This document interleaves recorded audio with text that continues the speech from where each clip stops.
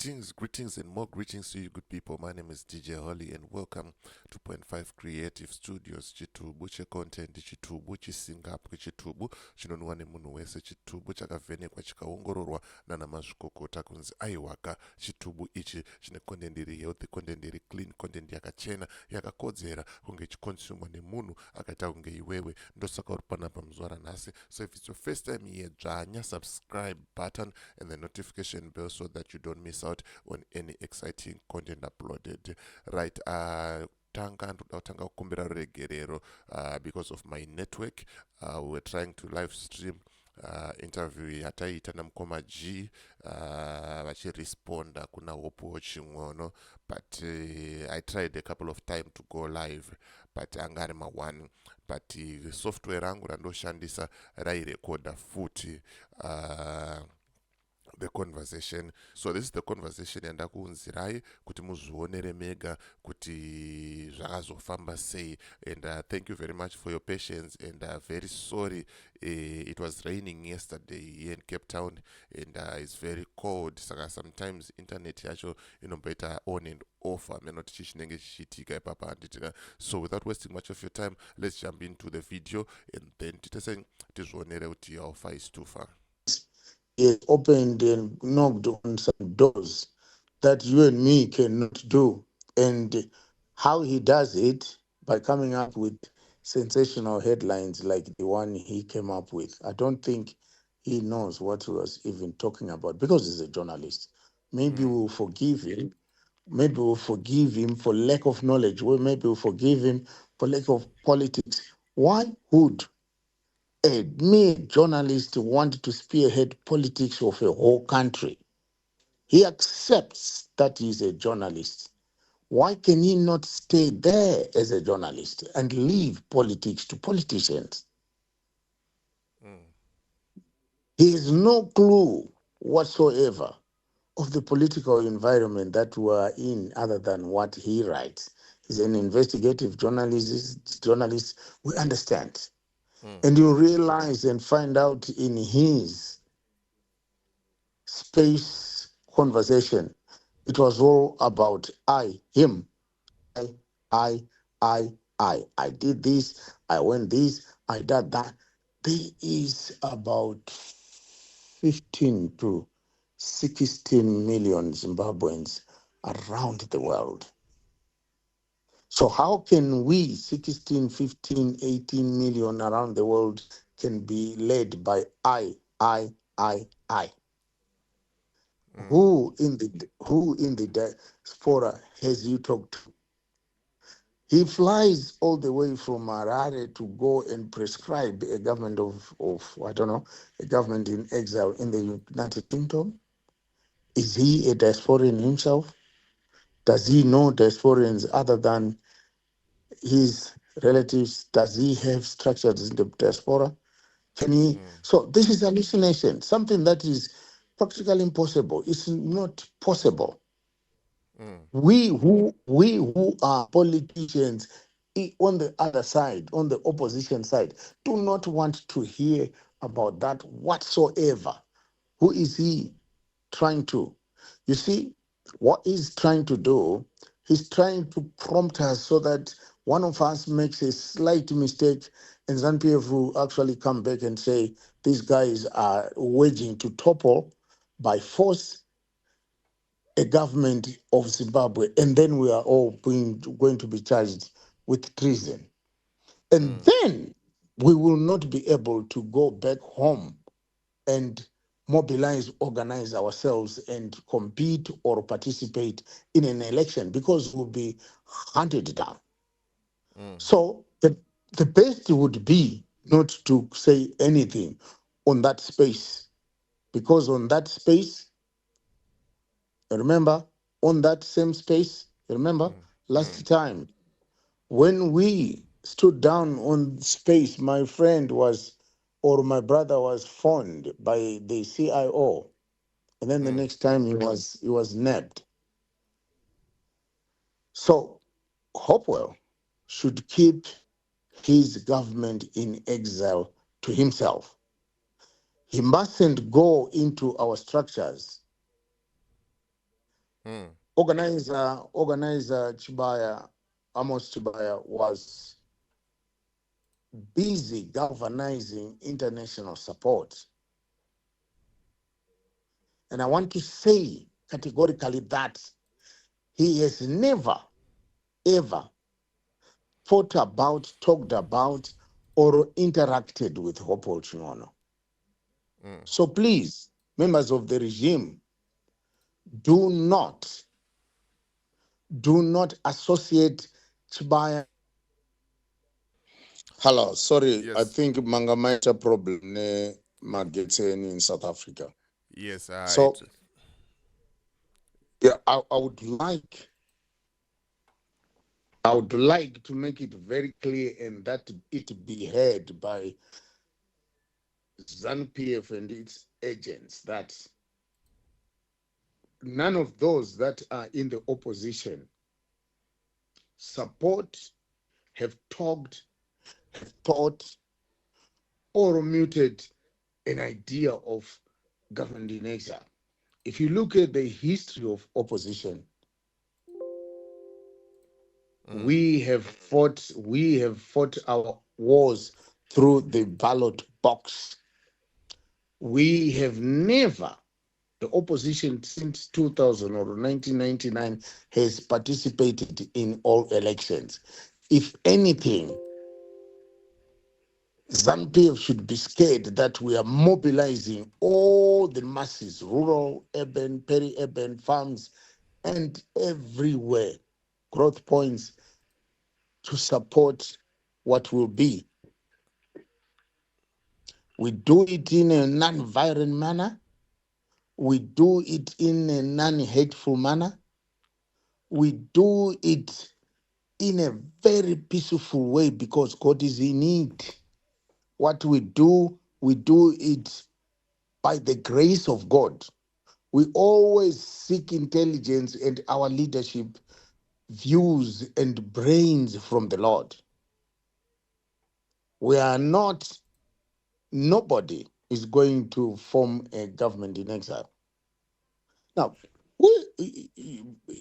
DJ Holly, yes. who is Hopewell dictating or even coming up with a diaspora? Which diaspora does he know? Does he know you people in South Africa? Does he know people or Zimbabweans in the USA? Does he know Zimbabweans in Canada? Does he know Zimbabweans in Australia? Does he know Zimbabweans in China? Does he know Zimbabweans in Germany? Does he know Zimbabweans in the United Kingdom? No. He then talks, I went to the UK. Listen, man. We are British educated. All our degrees have, but we'll never brag about that. That degrees or whatever, we've put them aside. We have actually carried our common sense. Hopewell is seeking relevance. And then he goes on to say, I am not myself seeking an office. So why are you? Has he then become the only brain that can think for all Zimbabweans in the diaspora? Which diaspora community has he sat down and discussed with him if he's not a product of E.D. Nangagwa? How many diasporas, DJ, have actually sat down with Hopewell to discuss about a government in exile? He was so emotional and took this idea with all the force and the emotions that it deserves to just show people that it is him who came up with that. Him and who? Him and ED. Him and ED. And this is aimed at going after the opposition. I'll tell you something. If we are all accused or suspected of treason, then no one will be able to construct. And I'm so happy. It's on record that Hopewell then came up with all these hallucinations that Chamisa this, Chamisa that, all because Chamisa said he is not in support of his idea of a government in exile. If he had talked in a way that is inclined to something like that, I'll tell you, we will all be picked up for treason. I'll tell you, it's very simple for the Zimbabwean government. Everyone that was ever picked for inciting violence was nowhere near violence. I can actually testify a number of people that have never been associated or gone into anything or talked anything different or talked anything that is violence in its nature, but everyone was just being picked up. They were being picked up without even saying anything. All the charge sheets will be inciting violence. So this is exactly because NPF found, oh, there's nothing that we've done. These people have not committed any crime, but they will actually want to instill fear in Zimbabweans, and that is why they did that. That is why they did that. It's so sad that Hopewell has to come up with such ideas. But I'll tell you clearly that this is not him talking. This is not his idea. This is not his opinion, suggestion, or any other. This is something that was cooked, and every member who is aspiring to be in opposition and participate in any elections that are coming, please be advised never ever to associate with this guy. And I'll tell you what, he will tell you with emotions, he has been arrested, he will tell you he's been arrested. All this is choreographed to come up to where we are going now. Issues that he should be talking about is issues that he almost wanted to mention about health hospitals, taking drugs.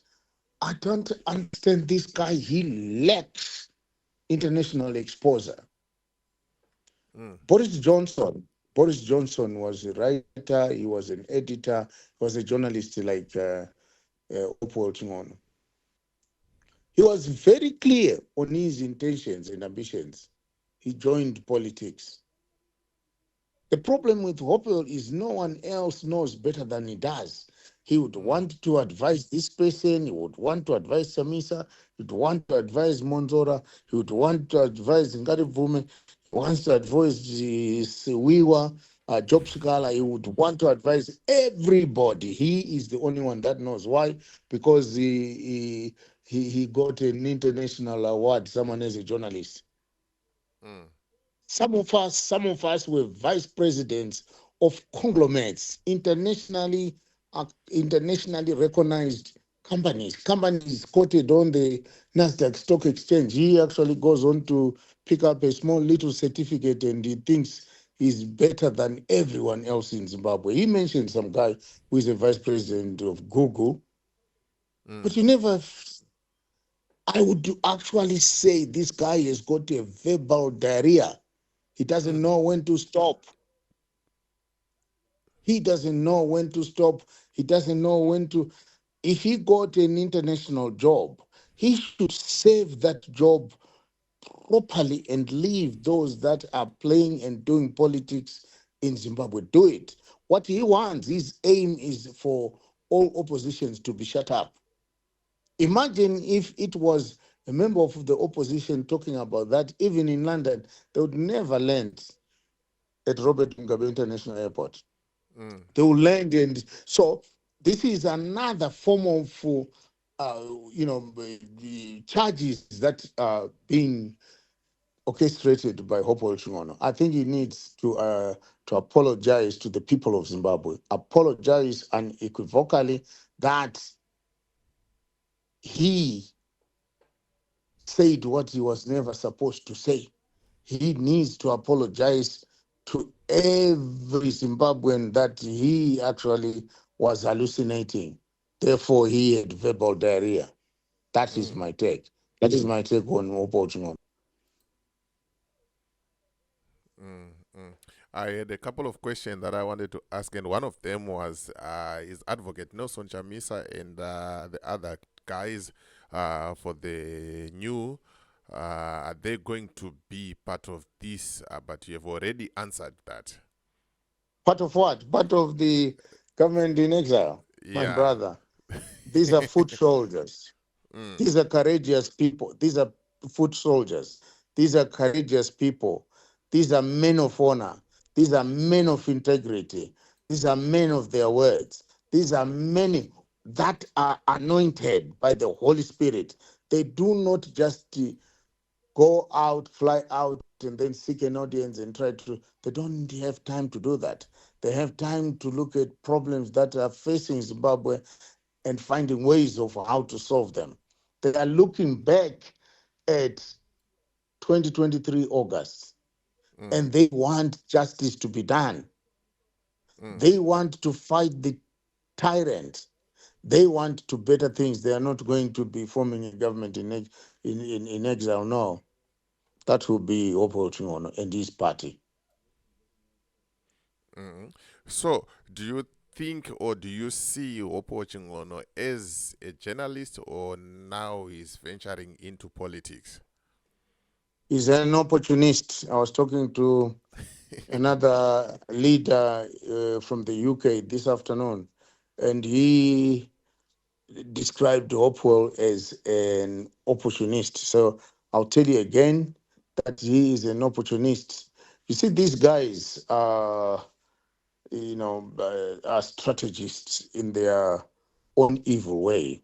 And you remember the late Robert Mugabe did mention in a public interview one day that, oh, if these guys have not got money, they'll come again around elections and they'll assemble a few people and they'll start collecting money and move on. And they do it again when something again comes, and we call it Maduku Maduku strategy. Mm, This is Hopewell Ibomanda's strategy. mm, Imagine some international organizations that do not know or that know what is going on in Zimbabwe, and their only source of international news was Hopewell or has been Hopewell, because they have actually emasculated mm, support from such organization that they are the point of contact. mm, It's so many times I've seen international organizations addressing Hopewell Chingono or taking what Hopewell Chingono says as if he was the alpha and omega of journalism in Zimbabwe. So he is not a man without strategy. mm, If he does as he did what he did, he would definitely knock at some doors and show them the interview on space, and people will believe, and they will release money to him.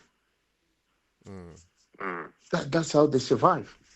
Never seen any jobs that he does that he would actually parade and say, this is. I actually said, if you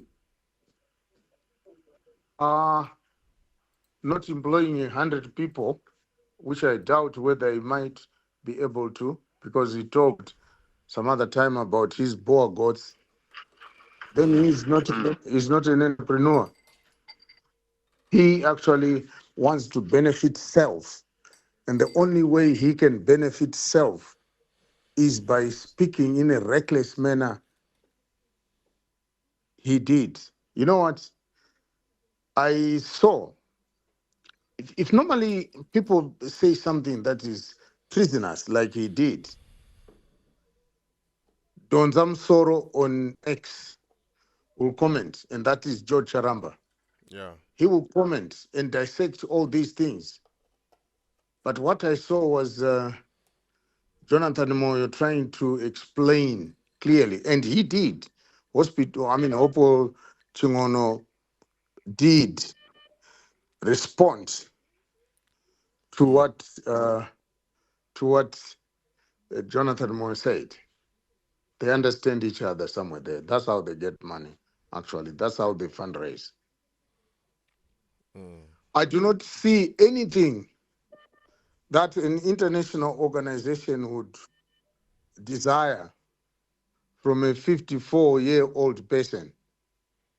Mm. Your past innovation, your past innovative ideas, we need youngsters. So I don't see what he is bragging about that he's got a new job internationally. We don't care about that. We don't care. It's for himself and his family, not for Zimbabweans. No, not for the people of Zimbabwe. Mm. When you got a job in South Africa, you didn't go announcing it. You didn't. You just took your job, started doing your work, and gone on like that. If you want to help the Zimbabwean people, yes, you do it, but you don't brag. No. We are already in the diaspora. We have jobs. Some have companies.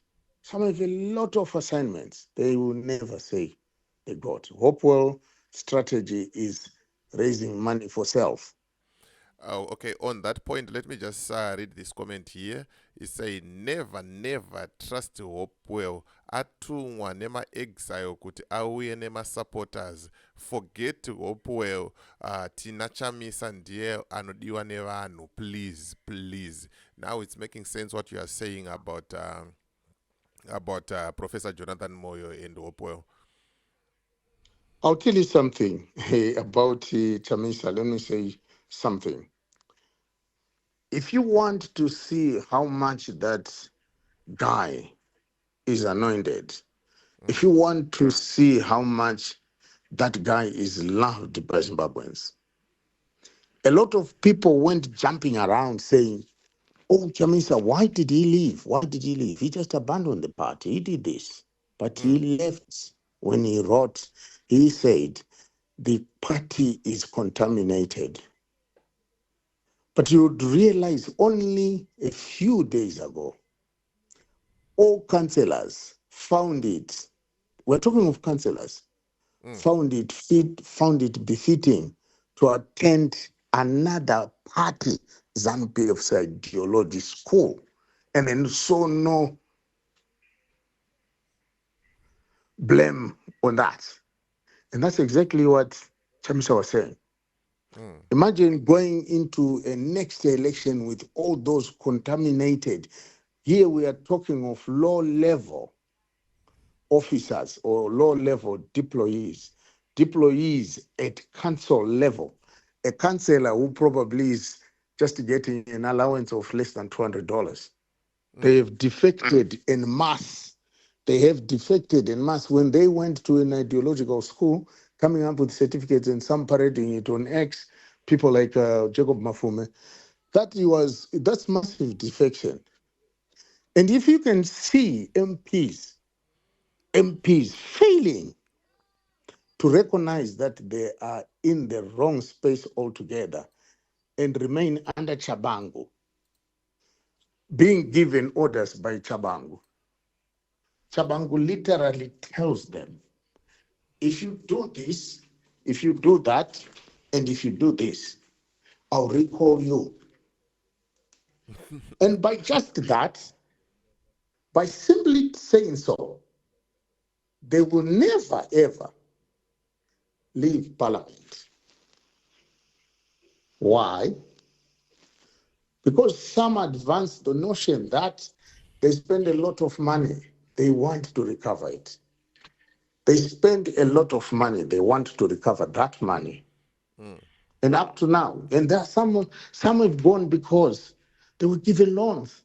Did you remember they were given $40,000 loans by the ZANU-PF leader? And for those reasons, they sold. So Advocate Nelson Chamisa is a man of stature. Mm. You cannot then compare him with these razzmatazz characters like Hopewell. This is a fundraising campaign by Hopewell. Tomorrow, he will be in the next highest office in the UK, seeking for money. or tomorrow he will be found because it went on space, you know, Mm. because it went on space over time. Hopewell has modeled himself as the best journalist. He's a politician, he's not a journalist, he's a politician. Address him as a political leader of his party to come. Yes, he is. Okay, I get what you're saying, and I understand where you're coming from. So, what I always ask this question most of the time when we had conversation: what is the next step for the citizens of Zimbabwe, since now there is this approach of government in exile? I see some of the comments they're saying, go for it, work well. They are believing, they said it's going to work. Some of them, they are saying it's not going to work. And now, there's like confusion between people. Some people, they're just desperate for change. They're just thinking if someone throws in an idea, it's going to work, and then they're gonna run with that idea. So what your advice to the people of Zimbabwe? My advice for the people of Zimbabwe is to work for change to happen. Mm. My advice is for people of Zimbabwe to work for that change that we want. The Mm. change starts with me. This change starts with you. Things are not bad just for one man. We all want to delegate everything to Nelson Chamisa. Mm. Everything, everything that goes wrong is Nelson Chamisa's responsibility. We have never taken responsibilities as Zimbabwean. Mm. There are so many people in the diaspora, more than in South Africa. There could probably be up to 5 million people. In the UK, there might be something now with births and deaths. Maybe we are over 400,000, and such numbers can be ascribed to other countries. I think maybe in Canada, there might be something like 20, 30,000 Zimbabweans. In Australia, around 100,000, etc., etc. In America, maybe 125 or 200,000. What actually is more exciting is that we are known, I think Oppo mentioned that as well, to remit as diasporas, Mm. something in the region of 2 billion or 1.82 billion US dollars back home. But we have lost touch, most as diasporans, because the money that we remit is majorly for expenditure or consumption. Sorry, let me put it as consumption. Mm. The amounts that we send home are consumption. Then once it's used, that's it. We do not follow. I Mm. have explained previously that there is a set or sector called in the world DDI, Mm. diaspora direct investment. It's pretty much the same as FDI, but even more superior than foreign direct investment. As diasporians, we should we should forge and form alliances and now come back Mm. and invest in our own motherland. I'll tell you something. The diasporas in some other countries are well organized, and they are well received in their countries. If you were to look at diaspora policies that worked over time, you would take note of the Turkish diaspora. You would take note of the Greek diaspora. You would take note of the Chinese diaspora, recently the Indian diaspora, who have actually managed to transform economies back home. And I'll say again, it's only in Africa where politics drives business. Let me say something about that. What I'm saying is that it's in Africa where if you want to be successful, you have to be a politician. And then you start looting. Whereas elsewhere, where you are, where other people are, where most Zimbabweans are, it is business that drives politics. Normally, people that take our matters to parliament are people that are already well-to-do in the communities that you live in or societies. So what I'm trying to say or link with the diaspora is, if we start investing in Zimbabwe, we'll have an interest and influence in what goes on in Zimbabwe. Believe you me. When I relocated to Zimbabwe, I haven't moved completely out of the UK, no. But when I set up things, I passed through Hopewell's dungeon when I'm going to my house in Borodale somewhere, somehow. I'm trying to say there's nothing he can brag about anyway. I managed to employ during that time 1,500 people. But I scaled down during COVID. And then I scaled down even further because things were getting bad in Zim. So we need to come up with a way where we actually put half consumption, half investment. But diasporans are the only ones that can lead those programs by coming up with a blueprint that should be presented. You know, I've always said several times, the opposition is controlled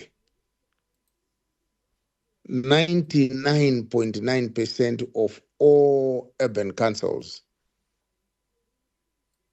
There are about 34 urban councils. Of course, one was only done recently, Boera, which was Boera Rural District Council. It's now Boera Local Board or something like that.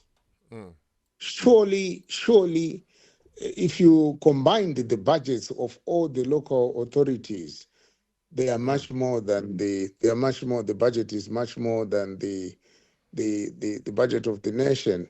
And we can actually participate in those economies of the cities where opposition is sympathized. So the notion that by Hopewell of forming a government in exile is done by a barbarian or someone with a very little brain. I would say, someone that big, but with the brains of a fly. So I wanted to say that. Yeah. Okay, I think this will be my last question. Taking it from Hopewell's statement that political parties, they have failed the people of Zimbabwe. What's your take on that one? And yet he wants to form a political party. What does that mean? The guy doesn't want to listen to his sound. He's forming a party. He's forming a political party. Either way, he is forming a political party.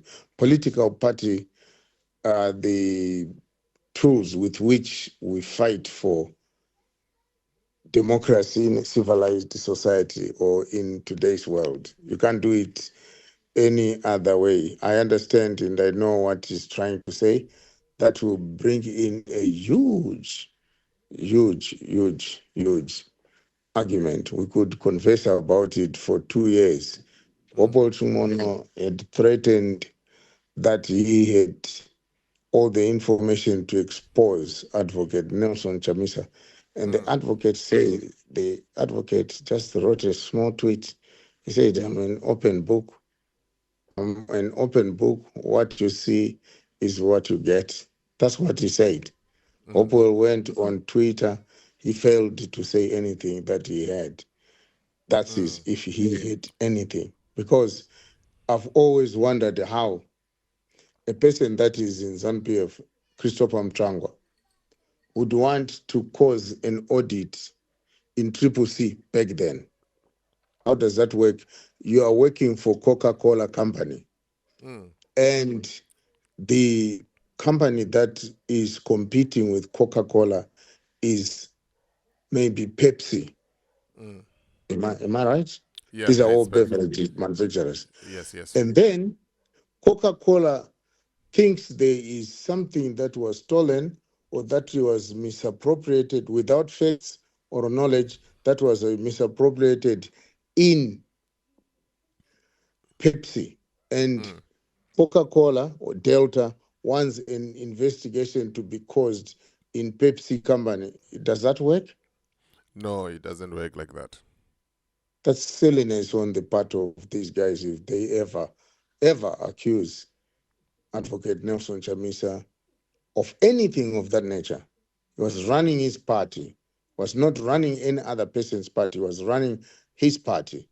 Mm. The people who should be aggrieved are the people in his party, not people in ZANU-PF, Mm. not Hopewell Chingono, no, not journalists. Journalists should be behind the desk writing news. That's what Hopewell should be doing. He Mm. wanted to expose Nelson Mm. Chamisa. As you can see, the word expose is what made him have maybe 2.8 followers on space or so, because people wanted to hear what is it that he wanted to talk about the anointed. Because people know he's anointed. Chamisa is anointed, my brother. Listen, if Mm. you haven't seen it, I am always in Zim. I'm on the ground. The regime towards Sadak was crazy. Even Mbudzi Chaidzo, if they could hear them going, meh, they would arrest them. I'm serious. They would Mm. arrest them. Indiscriminate arrest, one charge. Mm. Indiscriminate arrest because of Chamisa. But Chamisa resigned. They Mm. don't believe it. No, they don't believe it. They are all running. There were roadblocks, my brother, because Mm. of Chamisa. Who is at home? They were roadblocks. They were military equipment and hardware rolled out in some high density suburbs to Mm. just instill fear in the people. And then you see the Duku or Hopo Chingono, Ibo Mandaza strategy. Strategies of Kutragamari. These guys are looking for money and Mm. nothing else. And they know exactly Ibo Mandaza runs something that he calls SAPES down Avondale there or wherever it is. He would have had a discussion of this nature at SAPES and even attracted international guests. Ibo Mm. Mandaza, we've got those big-headed people who go on to even phone and talk to other SADC members, presidents, and like, as who actually. Mm. But it doesn't surprise me. He can tell me whatever he will tell me. No, no, because I know them this way or that way. My brother, you are a person who is very highly qualified. Mm. Both Hopewell and Ibo Mandaza, they are very highly qualified. I'll tell you what, Mm. they're just as silly and stupid as Wicknow is. Did we not see Wicknow? Did you not see Wicknow being given red carpet by Yoweri Museveni? Mm. Did we not see uh, Saloma, that woman in Tanzania, giving Wicknow red carpet? Did we Mm. not see Ruto giving this fat mess red carpet? Mm. Did we not see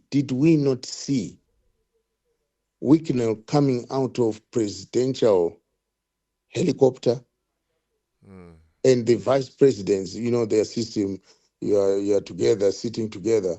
but you are coming out of the helicopter, you line again, you start, greeting each other, but you were sitting together on the plane. Did we not see that happening with, Yes, we have you seen. got that's some form of strangeness. You were together sitting in the plane. Mm, You are now coming down. Some people line there, and then you start shaking them their hands again. But we were together having jokes. Did we not see Wikino coming out? After Mnangagwa, did we not see him greeting vice president? And did we mm, not see vice president being humiliated like small little head boys from a village school? We saw that. So that's them. You see. mm. I think this will be my last question, Komaji. And can you please ask him the question of accountability?